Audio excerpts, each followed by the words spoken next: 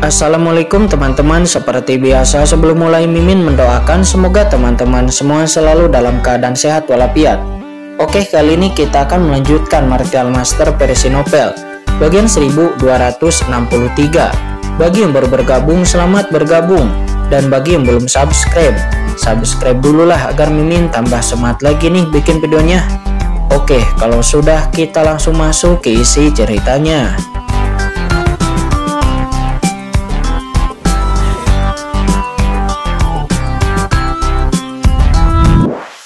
Dengan niat membunuh yang mengerikan yang keluar dari tubuh Qingchen. Ini sungguh menakutkan dan bahkan lebih menakutkan daripada saat dia melihatnya dari kejauhan. Patriark Ji, apa yang terjadi?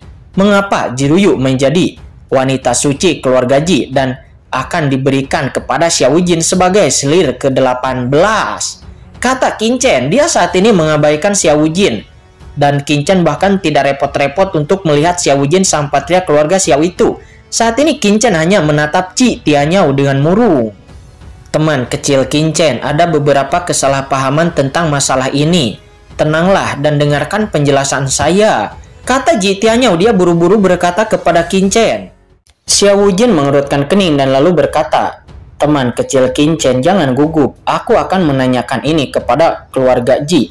Jangan khawatir, aku Xiao Jin bukanlah tipe orang yang akan mengambil apa yang disukai oleh orang lain dan tidak akan merebut istri orang lain, kata Xiao Jin. Diam, kata Qingchen. Dia menoleh dan menatap Xiao Jin dengan dingin dengan nada membunuh yang kuat. Bagaimana mungkin Qingchen tidak mengetahui niat jahat dari Xiao Jin, dan orang ini juga tidak memiliki hal yang baik. Hei, junior kecil, beraninya kamu berbicara dengan patriark keluarga Xiaoku seperti itu? Di belakang Xiao Jin banyak keluarga Xiao yang kuat tiba-tiba berubah warna dan berteriak. Para master kuat lainnya di sekitar juga nampak tercengang. Hari ini menurut mereka Qingchen terlalu sombong. Bahkan patriark keluarga Xiao pun dari alam kuno berani dimarahi olehnya. Ini hanya orang gila. Namun ketika memikirkan adegan Qingchen sebelumnya yang bahkan dapat membunuh Kuang Lei Tianjun, semua orang juga terkejut. Anak ini gila, tetapi anak ini memiliki kemampuan untuk menjadi gila. Karena tercekik oleh Qingchen, ekspresi Xiao Jin tiba-tiba berubah. Tetapi itu hanyalah perubahan dalam waktu singkat dan dia kembali normal. Dia lalu menatap para master di bawah komandonya.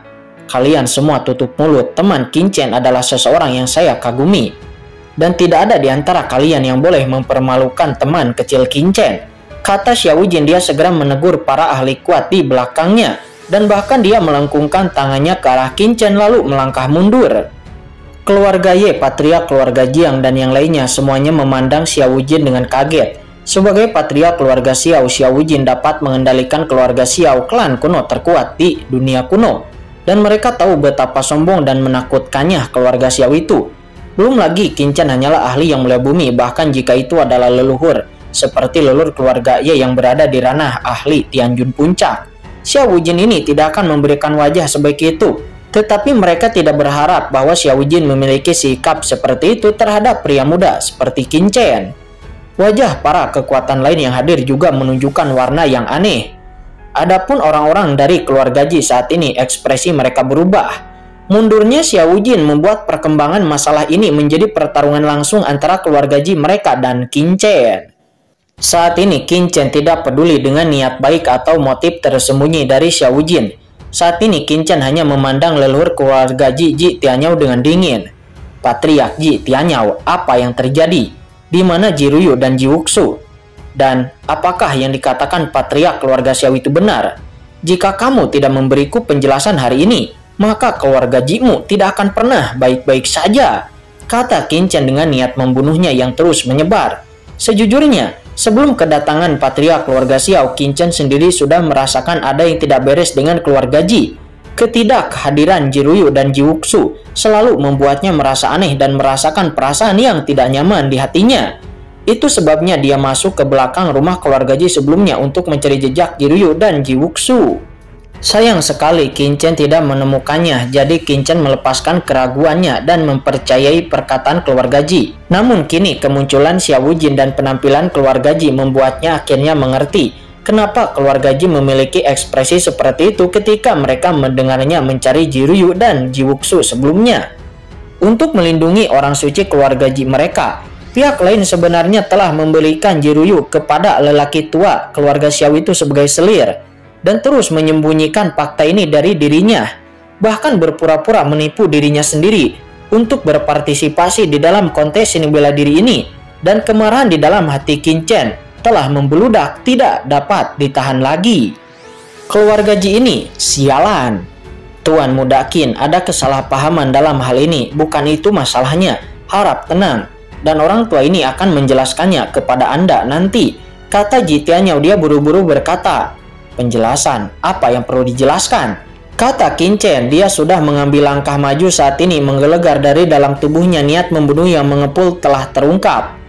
Leluhur Ji Tianyao, Qin ini tidak memerlukan penjelasan apapun. Qin ini hanya ingin tahu di mana Jiruyu dan Jiwuxu sekarang, kata Qin Chen. Kedua orang ini memang sedang menjalankan misi. Mereka tidak ada di rumah keluarga Jiku saat ini. Saya akan mengirim pesan untuk memberitahu mereka agar secepatnya kembali. Tetapi itu juga masih memerlukan waktu. Jadi saya meminta Tuan Muda Qin untuk tetap tenang, kata Ji Tianyao.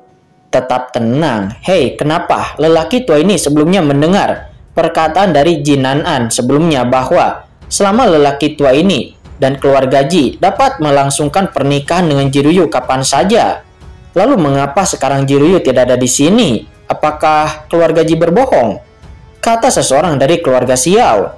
Mendengar itu, Ji Tianyao sudah menjadi gila karena marah. Keluarga Xiao ini tak ada habisnya ingin membuat masalah bagi keluarga Ji-nya. Leluhur Ji Tianyao, katakan di mana sebenarnya Jiruyu? Kata Qin Chen. Niat membunuh tanpa akhir pada Qin Chen tidak bisa ditahan lagi. Di seluruh rumah keluarga Ji, niat membunuhnya muncul menelan segalanya seperti lautan yang luas. Leluhur keluarga Ji Tianyao ini terus mencoba membohongi dirinya sendiri berulang kali. Dan pada saat ini dia juga masih ingin membohongi dirinya. Saat ini Ji Tianqi maju selangkah dan lalu berkata dengan nada yang suram, Tuan Muda Qin, ini keluarga Ji saya, dan saya tidak bisa mentolerir Anda menjadi liar di sini. Karena keluarga Ji saya terlibat dalam kompetisi seni bela diri ini, itu harus tulus. Dan saya akan menjelaskan kepada Anda nanti. Namun saya harap sekarang Anda mundur terlebih dahulu. Kata Ji Tianqi, sekarang bukan lagi kontes keluarga Ji untuk merekrut menantu, tetapi sekarang masalah keluarga Xiao dengan keluarga Ji-nya. Dan mereka harus membereskan kekacauan ini terlebih dahulu, lalu menangani hal-hal lain. Ji Tianqi, pergilah, kata Qin Chen seraya menatap Ji Tianqi dengan dingin lalu berkata dengan tajam. Cari mati, Qin Chen. Alasan mengapa keluarga Ji saya menghormati Anda adalah karena wajah Tian Zhuo. Meskipun kamu kuat, kamu hanyalah seorang junior. Dan kamu tidak memenuhi syarat untuk bertindak liar di keluarga Ji saya. Sekarang kamu menyingkirlah, jika tidak, kamu tidak bisa menyalahkan keluarga Ji saya karena tidak sopan. Kata Ji Tianqi. Dia penuh dengan udara dingin. Meskipun Qin Chen dapat membunuh Kuang Lei Tianjun sebelumnya, tetapi di matanya Qin Chen ini masihlah seorang junior. Kuang Lei Tianjun memang kuat sebagai master dari sekte Dewa Petir, kekuatannya luar biasa. Tetapi Ji Tianqi dia merupakan ahli surgawi yang kuat. Bagaimana dia bisa takut kepada Qin Chen? Hahaha, sangat bagus, kata Qin Chen matanya dingin dan lalu menggelegar. Sosok Qin Chen langsung bergetar dan tiba-tiba dia bergerak dan Qin Chen langsung bergegas ke arah Ji Xinyi. Apa? Semua orang dari keluarga Ji yang melihatnya pun terkejut dan bahkan lalu mendesak formasi kekacauan kuno untuk menekan Qin Chen. Pada saat yang sama, Ji Tianyao dan Ji Tianqi juga mulai menyerang Qin Chen. Pada saat inilah Xiao Jin tiba-tiba mengambil langkah ke depan, seolah-olah secara tidak sengaja menghentikan Ji Tianyao. Di sisi lain, master di belakang Xiao Jin juga dengan sigap menghentikan Ji Tianqi. Tidak, Ji Xinyi tampak saat marah dan dengan marah dia bergerak ke arah Qin Chen, mencoba menghentikannya. Sementara saat ini di kejauhan, Ouyang Chen juga nampak terkejut dan tiba-tiba berdiri. Kamu duduk. Namun sebuah kekuatan tak kasat mata langsung menekan Ouyang Chen dengan ganas. Dan itu adalah guru Ouyang Chen, sang pemimpin kuil kekosongan. Pemimpin kuil kekosongan itu hanya berkata untuk melihat perubahannya saja, karena dia juga tahu bahwa keluarga Ji ini mewarisi kekuatan kacau, dan juga kekuatan formasi kacau keluarga Ji sudah mulai menekan Qin Chen. Leluhur naga, leluhur suci sungai darah, kata Qin Chen. Dia berbisik di dalam hatinya. Serahkan padaku. Leluhur naga dan leluhur suci Sungadarah tersenyum bersama, dan segera kekuatan kacau Qinchen kosong seolah-olah menghilang begitu saja. Pada saat berikutnya, Qinchen menghancurkan serangan dari Ji Xini dengan telapak tangannya, dan lalu menangkap Ji Xini yang sudah panik di tangannya. Ji Tianyao, Ji Tianqi, jika Anda tidak memberitahu saya lokasi Ji Ruyu dan Ji Wuxu hari ini, maka keturunan keluarga Ji Anda, Ji Xini, saya khawatir akan berpindah ke neraka, kata Qinchen. Pedang emas kecil langsung muncul di depan Qinchen. Pedang emas itu memancarkan niat membunuh yang mencapai langit, dan ujung pedang yang tajam itu telah menempel di leher Ji Xini. Qinchen, kamu sedang mencari kematian. Ji Tianqi dan para ahli teratas keluarga Ji semuanya gemetar karena marah. Qinchen justru menahan putri kesayangan mereka untuk memeras mereka, yang membuat amarah Ji Tianqi tak terkendali. Ledakan. Dia mengambil langkah maju dan kekuatan puncak akhir yang menakutkan langsung menyelimuti Qinchen. Niat membunuh yang menakutkan seperti lautan terkondensasi kepada Qinchen, dan dia berteriak dengan marah. Qinchen, lepaskan anakku Ji Xini. Jika tidak, bahkan jika kamu adalah manusia Tianzhuo hari ini, aku akan membunuhmu juga sehingga kamu tidak akan bisa keluar dari keluarga Ji hidup-hidup, kata Ji Tianqi. Lepaskan Ji Xini. Para ahli keluarga Ji lainnya juga meraung. Tuan Muda Qin, semuanya belum mencapai titik ini, harap santai. Semuanya bisa dinegosiasikan, jangan bertindak sembarangan dan menghancurkan masa depan Anda sendiri, kata Ji Tianyao. Dia juga berubah warna dan berkata dengan tajam. Dia tidak ingin memperburuk keadaan. Kejadian ini jelas merupakan hukuman dari kontes keluarga Xiao terhadap keluarga Ji-nya untuk merekrut menantu. Dia berharap keluarga Ji dan Tianzhuo tidak saling berhadapan. Faktanya, Ji Tianyao juga sangat marah kepada Qinchen. Anak ini terlalu berani, terlalu lancang, dan bahkan berani membajak keluarga Ji miliknya. Jika dalam keadaan lain Ji Tianyao sebagai leluhur keluarga Ji, dia akan sangat marah. Akan tetapi saat ini tidak peduli siapa Anda, kekuatan macam apa Anda, atau kekuatan Anda, dia pasti akan membunuhnya.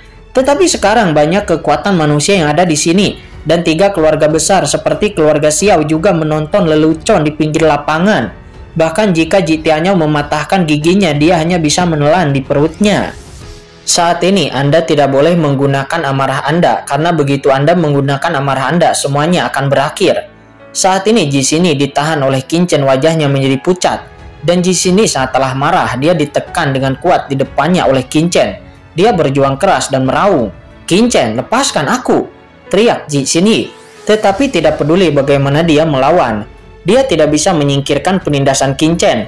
Sebaliknya, leher halus Ji Xini itu disandra oleh Qinchen dan ada rasa sakit. Tubuh anggun itu bergesekan dengan Qinchen itu adalah hal yang sangat ambigu. Tetapi Qinchen tetap acuh tak acuh. Qinchen mencubit leher Ji Xini dengan tangan kirinya dan mengendalikan pedang emas dengan tangan kanannya. Dengan mulut Qinchen yang dekat dengan telinga Ji Xini, dia menghembuskan napas orang pria. Diam, bicara omong kosong, maka aku akan membunuhmu, kata Qinchen. Pedang emas bergetar dan dengan kepulan pedang energi emas melonjak di leher putih Ji Xini.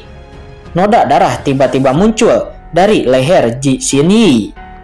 Tidak, Ji Xini gemetar dan tidak berani bergerak lagi. Niat membunuh yang dingin, aura pedang emas ada di tubuhnya. Dia bisa merasakan niat membunuh yang intens yang terkandung dari tubuh Qinchen, seolah-olah ingin merobek seluruh tubuhnya. Dorongan ini membuatnya pun tidak pernah berani untuk melawan lagi. Sementara di bawah, Ouyang Chen melihat pemandangan ini, wajahnya memucat, dan dia ingin berdiri untuk menyelamatkan Ji Xini, calon istrinya itu. Tetapi dia dengan dingin ditekan oleh pemimpin kuil kekosongan, dan dia pun hanya bisa duduk terdiam. Patriark Ji Tianqi, beri kamu satu kesempatan terakhir dan beritahu aku di mana sebenarnya Ji Ruyu dan Ji Wuxu. Jika tidak, Ji Xini ini akan mati, dan kursi ini juga akan membunuh semua ahli keluarga Jimu satu persatu sampai kamu mengatakan yang sebenarnya, kata Qinchen dengan mata yang dingin. Gila, benar-benar orang gila. Semua orang yang berada di tempat kejadian itu gemetar dan tercengang saat menyaksikan adegan ini. Qinchen ini terlalu gila, bagaimana mungkin ada orang sombong di dunia ini seperti itu? Ini adalah tanah keluarga Ji di dunia kuno, di rumah besar keluarga Ji. Putri, pemimpin keluarga Ji, dan orang suci keluarga Ji di Sandra. Bagaimana orang awam bisa melakukan hal seperti itu? Sebelumnya, Qin Chen berani menyinggung istana Dewa Bintang, Gunung Dewa Senshan, dan bahkan membunuh Kuang Lei Tianjun. Meskipun itu mengejutkan mereka, tetapi itu tidak terlalu mengejutkan. Namun sekarang, mereka semua benar-benar terkejut. Orang gila macam apa yang bisa melakukan hal seperti itu dan bahkan menyandra putri kesayangan keluarga Ji di keluarga Ji sendiri? Bahkan jika Qin Chen ini adalah seorang pria dari Tianjuo, dia tidak akan lolos dari kematian pada akhirnya. Jika keluarga Ji membunuh Qin Chen di sini, tidak akan ada yang bisa mengatakan apapun, bahkan Shen Gong Tianjun pun tidak dapat membantunya. Saat ini Ji Tianyao sangat marah dan dengan tegas meneriaki Shen Gong Tianjun. "Shen Gong Tianjun, tolong biarkan murid Tianjuo Anda itu untuk berhenti," kata Ji Tianqi. Dia tidak terus mematahkan semangat Qin Chen, karena menurutnya Qin Chen adalah orang gila. Dan satu-satunya hal di lapangan yang dapat menghentikan Qin Chen adalah Shen Gong Tianjun. Benar saja, segera setelah Ji Tianyao mengatakan ini, semua orang pun di lapangan segera melihat ke arah Shen Gong Tianjun. Di bawah tatapan semua orang, Shen Gong Tianjun mencibir dari sudut mulutnya dan berkata sambil terkekeh, "Berhenti? Mengapa murid Tianjuo saya harus berhenti? Belum lagi, Jiryu adalah istri Qin Chen. Begitu pula Ji Wuxu. Dan juga sebagai wakil pemimpin Tianjuo saya, Qin Chen. Dia maju ke depan untuk Tianjuo saya. Ji Tianyao katakan padaku, mengapa aku harus menghentikannya?" kata Shen Gong Tianjun. Mendengar itu, ekspresi semua penonton pun berubah drastis. Shen Gong Tianjun hari ini, apakah dia akan membiarkan Qin Chen seperti itu? Lalu Qin Chen itu gila, apakah Shen Gong Tianjun juga telah menjadi gila?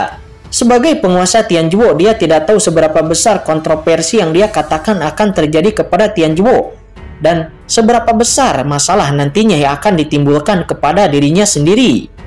"Shen Gong Tianjun, apakah Tianjuo Anda bersiap untuk menjadi musuh keluarga Jiku?" kata Ji Tianyao. Dia berkata dengan marah, gemuruh. Seluruh rumah keluarga Ji berguncang. Formasi kekacauan kuno terisi dan aura pembunuh yang kuat menyebar seketika. Ji Tianyao sangat marah. Sudah cukup bagi keluarga Xiao untuk tidak menaruh perhatian kepada keluarga Ji-nya. Tetapi ini bahkan Tianjuo tidak menaruh perhatian kepada keluarga Ji-nya. "Menjadi musuh keluarga Ji," kata Shen Gong Tianjun. Dia tersenyum tetapi matanya menyipit. Entah kenapa pada saat ini semua orang merasa kedinginan, seolah-olah sedang ditatap oleh raksasa purba liar. Semua orang kemudian melihat sudut mulut Shen Gong Tianjun mencibir. "Hanya keluarga Ji, kualifikasi apa yang Anda miliki untuk menjadi musuh Tianjuo saya?" kata Shen Gong Tianjun. Ledakan. Begitu pernyataan ini keluar, penonton pun heboh. Gila, semua orang dari Tianjuo menurut mereka gila. Banyak orang tercengang. Apa yang dimakan oleh Shen Gong Tianjun ini sebelum datang ke dunia kuno? Keluarga Ji adalah salah satu dari 4 keluarga besar di dunia kuno, walaupun reputasinya tidak sebaik Tianjuo, tetapi kekuatannya tidak berada di bawah Tianjuo. Terlebih lagi saat ini Shen Gong Tianjun sedang berada di markas besar keluarga Ji. Benar saja, semua orang dari keluarga Ji menjadi gila setelah mendengar ini. Sungguh Tianjuo ini semuanya gila. Tidak heran Qin Chen itu gila. Ternyata pemimpin Shen Gong Tianjun sendiri telah menjadi gila. Leluhur keluarga Ji Tianyao saat ini gemetar, kulitnya pucat, dia marah dan geram. Untuk waktu yang lama dia telah dianggap sudah cukup memberikan wajah kepada Tianjuo. Meskipun status Shen Gong Tianjun tinggi dalam ras manusia, tetapi keluarga Ji-nya juga bukanlah vegetarian. Belum lagi Ji Tianyao sendiri tidak lebih lemah daripada Shen Gong Tianjun. Ditambah ini adalah markas keluarga Ji-nya. Dia tidak mengerti dari mana Shen Gong Tianjun memiliki kepercayaan diri untuk bisa mengatakan hal seperti itu. Di sela-sela itu, saat ini Qin Chen lalu berkata, "Ji Tianyao tua, jangan memaksaku. Aku akan menghitung sampai 3. Jika kamu tidak menyerahkan Ji Wuxu dan Jiryu, maka aku akan membunuh Ji Xinyi terlebih dahulu," kata Qin Chen. Matanya berkembang dengan niat membunuh, mendorong aura pedangnya, ingin menebas leher mulus Ji Xinyi. Tidak, Ji Xinyi menjerit. Darah telah merembes keluar dari lehernya, dan ekspresi Ji Xinyi sangatlah ketakutan. Dia pun meraung, "Leluhur, selamatkan aku. Ayah, selamatkan aku." "Berhenti," kata Ji Tianqi. Dia meraung marah dan geram. "Qin Chen, lepaskan gadis kecil itu atau aku akan menghancurkanmu menjadi 10.000 keping," kata Ji Tianqi. Dia meraung. 1, 2, kata Qin Chen. Dia mengabaikan Ji Tianyi dan tatapan marah semua orang dari keluarga Ji. Qin Chen hanya menghitung dengan dingin dengan niat membunuhnya yang terus melonjak. Qin Chen mengklaim bahwa dirinya bukanlah orang jahat, tetapi dia jelas bukan tipe orang jahat. Jika orang lain tidak memprovokasinya, maka Qin Chen tidak akan memprovokasinya. Tetapi jika orang lain berani menyentuh rambut orang di sekitarnya, maka Qin Chen akan membunuh keluarganya. Sementara saat ini di lapangan semua orang menarik napas dalam. Mereka menahan napas satu persatu. Gila, benar-benar gila. Banyak kekuatan telah memberi label kepada Qin Chen dan Shen Gong Tianjun. Dan mereka memutuskan untuk tidak boleh memprovokasi mereka berdua. Orang seperti ini bahkan di tanah keluarga Ji berani menahan wanita suci keluarga Ji dan juga mengancam leluhur keluarga Ji dan banyak orang berkuasa keluarga Ji. Sementara saat ini di antara kerumunan hanya pemimpin Istana Dewa Bintang dan pemimpin Gunung Dewi Sensan yang memiliki mata yang galak. Bunuh Qin Chen itu. Jika orang-orang dari keluarga Ji membunuh Qin Chen itu, maka mereka berdua akan bertepuk tangan. Dan yang terbaik adalah Shen Gong Tianjun juga dibunuh bersama Qin Chen itu, kata pemimpin Istana Dewa Bintang dan pemimpin Gunung Dewi Sensan. Adapun orang-orang dari keluarga Xiao saat ini mereka tersenyum di sudut mereka. Mereka hanya menonton pertunjukan yang bagus ini dan mereka tidak mengatakan apa-apa. Di sampingnya keluarga Ye dan keluarga Jiang melihat cibiran dari sudut mulut Xiao Wujin dan hati mereka terasa dingin.